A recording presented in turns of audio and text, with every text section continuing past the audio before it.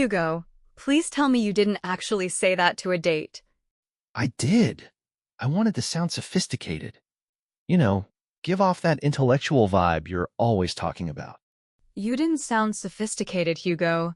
You sounded like a 19th century legal document that accidentally gained consciousness. Wait, really? But commence is a great word. It's long. It's got 3 syllables. It sounds Latine. It's perfect for a contract, but in a coffee shop, it's a linguistic mismatch. You're using a tuxedo to go surfing. Okay. So I should have just said I'm heading to the cafe? Precisely. Intro music fades in. Hello, everyone, and welcome back to Mrs. English Interactive. I'm Maria, your structure specialist. And I'm Hugo, your communication coach. Today, we're digging into the one secret that explains why you feel like a robot when you speak English, even if your grammar is perfect. We are talking about the stuck intermediate plateau. That frustrating moment where you know the rules, but you don't know the soul of the language. And believe it or not, the answer to your frustration lies 1,000 years in the past. Yeah, we're going back to 1066. And no, this isn't a history boring fest. This is the moment English became a double language. It's the reason why Maria sounds like a professor and I sound like, well, a guy you'd actually want to grab a beer with. The context, the robot problem. Let's address the elephant in the room. Many of our students tell us the same thing. Maria, I write beautiful emails, but when I'm at a party, I feel like I'm reading a textbook. It's the robot mode, right? You're translating in your head, looking for the best word, and you usually pick the one that looks most like your native language, especially if you speak Spanish, French, or Italian. Technically, that's because English has a hybrid lexicon. Whoa, Maria. Lexical. What? Remember the rule? My apologies. A hybrid lexicon simply means English has two separate sets of word best friends that come from different parents. One parent is Germanic, and the other is Latin. Exactly. Think of it like this. English is like a house with 2 different closets. One closet has hoodies and jeans. That's the Germanic side. The other closet has ball gowns and suits. That's the Latin side. Most students stay in the formal closet because it feels safer or more correct. But then they wonder why they feel awkward at a backyard barbecue. But to understand why we have two closets, we have to look at the year 1066, the Norman Conquest. Here we go. Professor Maria is in the building. It's important, Hugo. Before 1066, everyone in England spoke Old English, which was a purely Germanic tongue. It was gritty, direct, and very earthy. But then, William the Conqueror arrived from France. He didn't just bring soldiers. He brought a new language, Norman French. And this is where the drama starts. The French guys were the kings, the judges, and the nobles. The English guys were the farmers and the laborers. Exactly. For nearly 300 years, England was trilingual. Latin was for the church, French was for the court, and English was for the common people. This created a social stratification of our vocabulary that exists to this day. Translation time. Social stratification just means that some words became high class and some stayed street level. A perfect example of this is in the kitchen. Hugo, tell them about the animals. This is my favorite part because it involves food. So imagine you're an English farmer in the year 1100. You're out in the mud looking at a cow. That's a Germanic word. You're the one doing the work, so you use the worker's word. But then, that cow is prepared as a meal and served to the French-speaking noble in the castle. He doesn't see the mud or the animal. He only sees the delicious meat on his plate, so he uses the French word, bœuf. Which becomes, drumroll please, beef. So the animal in the field is a cow, but the food on the table is beef. We see this everywhere. Sheep becomes mutton, swine becomes pork, calf becomes veal. The people doing the work use the Germanic roots. The people in power use the Latinate leaves. And this is why you feel like a robot. When you say, I wish to consume sustenance, you're using those noble words. You sound like you're sitting in a castle waiting for a servant. But if you say, I'm going to grab some food, you're using the worker words. You're being real. You're being based, as the kids say in 2026. Based? Hugo? Really? Hey, I got to keep us current. But seriously, Maria, the history is why the stuck intermediate feels so much friction. They are over-relying on the Latin side because those words are often cognates, words that look the same in their own language. That's a vital point. If you speak a Romance language, words like participate, calculate, or illuminate feel easy. They feel smart. But if you use them in a casual conversation, you create emotional distance. You sound, as Hugo said, like a robot. It's like the LinkedIn versus TikTok analogy we always use. Maria is the LinkedIn profile, polished, professional, using words like consequently. I'm the TikTok, fast, direct, using words like so. You need both, but if you use your LinkedIn voice to talk to your friends, they're going to think you're 404 coded. I think I've been 404 coded many times then. But here's the kicker. English spelling also preserves this history. The ghosts in the machine that haunt our spelling, the silent letters, are often there because we are trying to respect the Germanic origins while dressing them up in French styles. Like the K in knife. Back in the day, the Germanic speakers actually said the K. It was K-knife. But then the French influence came in, smoothed everything out, and now that K is just a ghost. It's there, but you can't hear it. It's a haunt. It is an etymological marker. No, Maria, it's a ghost. Let's not make it fancier than it is. Fair enough. The point is, your struggle with English isn't a lack of intelligence. It's a 1,000-year-old tug-of-war between the Germanic heart and the Latin mind. And in the next segment, we're going to show you how to win that tug-of-war. We're going deep into the meat of the lesson, how to actually choose between these two worlds so you can finally stop sounding like a dictionary. But before we dive into the core mechanics, I think we both need a moment to process all that history. I definitely need a coffee. A caffeinated refreshment, as I definitely won't be calling it. Go grab one, Hugo. We'll be right back, everyone. Welcome back to our deep dive into the 1066 secret. I hope your break was restorative and that you've returned with a renewed focus on our linguistic architecture. Whoa, restorative. Maria, you're doing it again. You mean you hope everyone had a good stretch and a snack? I suppose I am proving our point perfectly, aren't I? In our first segment, we talked about why English has two closets. Now we're going to look at what's actually inside them, and why choosing the wrong outfit can make you sound untrustworthy or even 404 coded. The phrasal verb puzzle.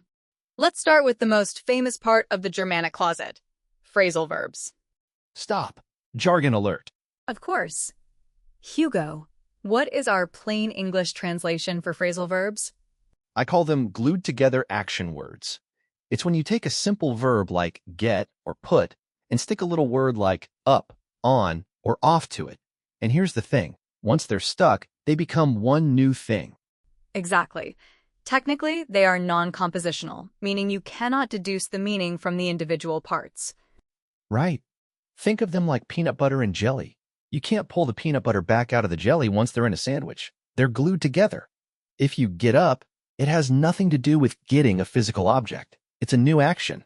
Now, the stuck intermediate struggle is this. Most phrasal verbs come from our Germanic roots, but for every phrasal verb, there is usually a Latinate single-word equivalent. And this is the trap. Students go for the Latinate word because it feels official. Let's look at a list. If I use the Latinate Maria word, Hugo, you give me the real-world Germanic equivalent. Depart. Head out or take off. Continue. Go on. Relinquish. Give up. Investigate. Look into. Now, notice the difference. If you tell your boss, I will investigate the problem, you sound professional. But if you tell your friend at a bar, I will investigate the reason you're sad, you sound like a robot. Exactly. It's that LinkedIn versus TikTok mirror again. Investigate is for LinkedIn. Look into is for TikTok.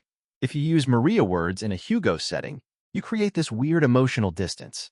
People will think you're being fake or, worse, condescending. The science of the brain. There is actually a scientific reason for this, Hugo. It's called dual coding. Oh boy, here come the brain scans. It's fascinating. Studies using fMRI, that's a brain scan, show that when we hear Germanic Saxon words, our brains activate both the language centers and the sensory motor systems. Wait, sensory motor? You mean our action and feel centers? Precisely. When you hear the word house, which is Germanic, your brain actually sees a house. It processes it as a physical, emotional thing. But when you hear the Latinate word residence, the brain only activates the abstract language regions. There's no picture attached to it. It's just a definition. Whoa. So that's why Maria words feel cold. They're just definitions. But Hugo words are like 4D movies for your brain. Exactly. This is why native speakers prefer Germanic words for anything emotional or urgent. If there is a fire, no one screams, "Exterminate the combustion." Right, they yell. Put out the fire. Put out is the phrasal verb. It's the glued together action word that hits the brain's action center instantly. This is a huge secret for trust. Research shows that public trust decreases when people use heavy Latinate words. If a company says, "We are implementing comprehensive reforms," it sounds like a lie. It's too abstract.